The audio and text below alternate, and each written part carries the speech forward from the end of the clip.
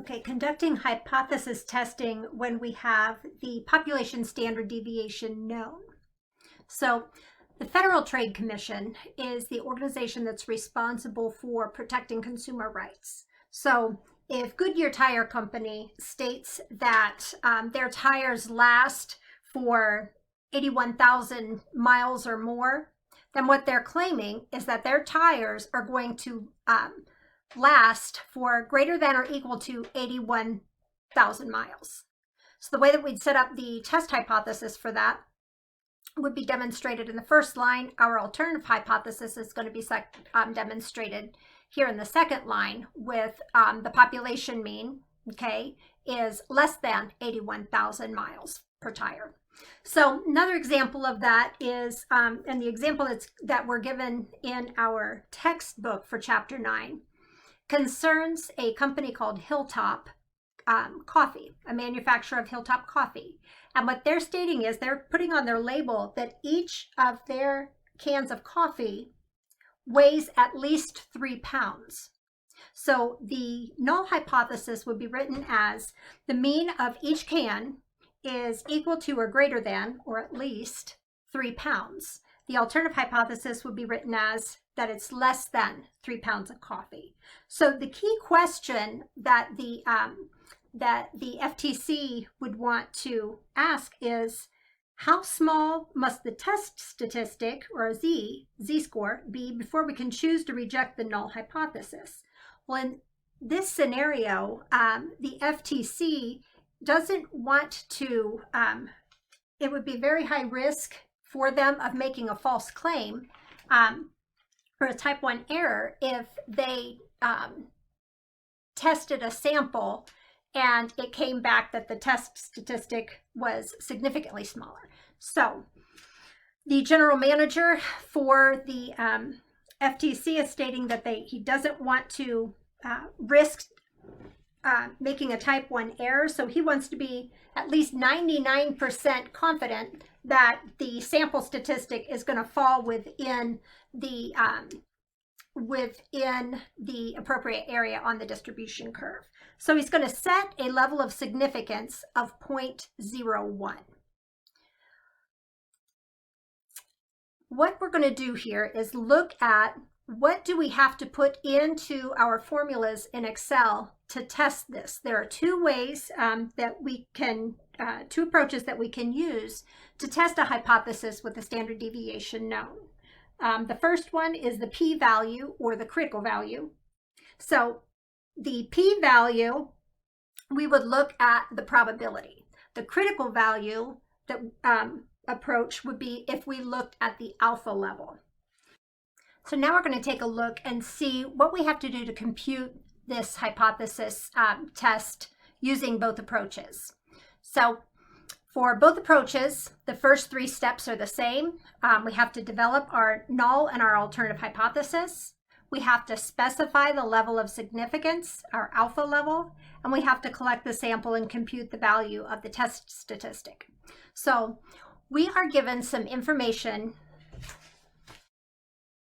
for this problem based on previous samples that were taken by the FTC. So that being the population standard deviation of 0.18. So a sample of 36 was taken. So here's our sample size.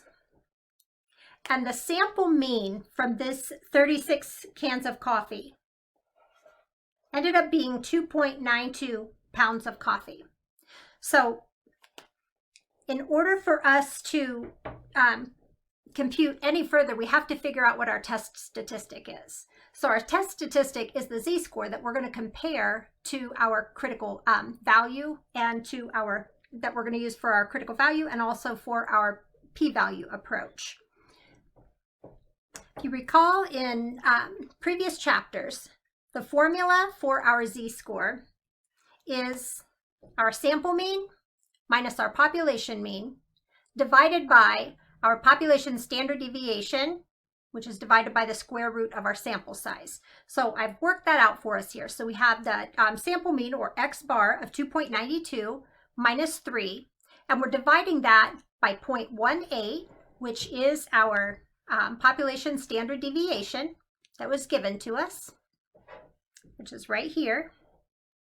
And that's divided by 6. The square root of our sample size, 36, is 6. So that's how I came to 0.18 divided by 6.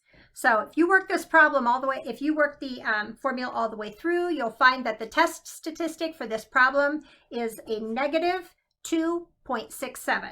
So we know that our that our test statistic is negative 2.67. And this is what we're going to use for our p-value approach as well as our critical value approach. Okay, so I want to give you a quick refresher on how we use the Appendix B in our textbook that shows us the cumulative probability for standard normal distribution table. So if we are looking for, say, 99% of the data values, we are going to go to our z-table in the book. We're going to try to find the value within the table, and then we're going to use the column and the row to determine what the z-score is. Now, mind you, there is an easier way to do this in Excel, but I want to show you some information first. So if we were to do this manually, looking at our book, and I was looking for, let's say, 99% of the data values, our z-score distribution is telling us the cumulative probability that falls in the area to the left of the z-score.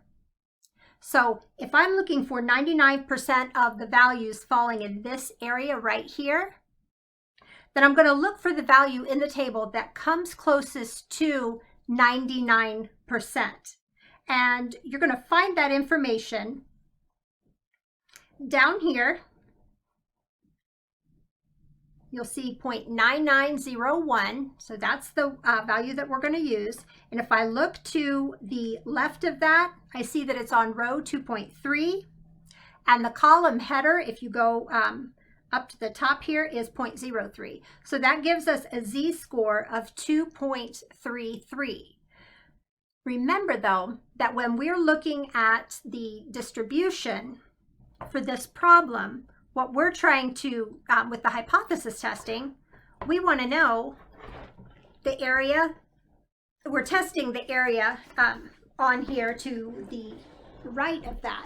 So the company is saying that their probability, or their cans of coffee are 3 pounds.